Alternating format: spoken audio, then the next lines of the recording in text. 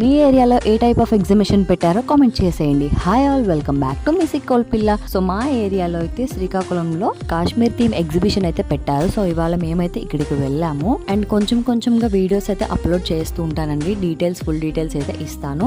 మన శ్రీకాకుళం నుంచి ఎవరెవరు చూస్తున్నారో ఒకసారి అటెండెన్స్ వేసేయండి అండ్ అలాగే మీరు చూసే వాళ్ళు ఎక్కడి నుంచి చూస్తున్నారో కూడా కామెంట్ చేసేయండి. ఎగ్జిబిషన్ ఎలా ఉంది ఏంటి అనేది కంప్లీట్ డీటెయిల్స్ ఇస్తాను. వీడియో స్కిప్ చేయకుండా ఎండ్ వరకు చూసేయండి. స్టార్టింగ్ మనం ఏది చూడాలన్నా సరే లోపలికి వెళ్ళాలి అంటే ఎంట్రీ టికెట్ తీసుకోవాలి. సో మరి ఎంట్రీ టికెట్ ఎంత ఉంటుందని మీరు అనుకుంటున్నారో గెస్ట్ చేసి కామెంట్ చేసేయండి. ఇంతకు ముందు మా శ్రీకాకుళంలో మా ఏరియాలో ఎంట్రీ టికెట్ వచ్చేసి పర్ హెడ్ అయితే 20 rupees, 30 rupees, 50 rupees or 60 rupees అట్లా ఉండేది. బట్ ఈ ఇయర్ అయితే మాత్రం కాశ్మీర్ థీమ్ ఎగ్జిబిషన్ పెట్టారని చెప్పేసి అమౌంట్ అయితే చాలా ఎక్కువ ఛార్జ్ చేస్తున్నారు. వాల్యూ ఫర్ మనీ అయితే అస్సలు అనిపించలేదు. అసలు అంత అమౌంట్ అంటే ఒక పర్సన్కి చాలా ఎక్కువ.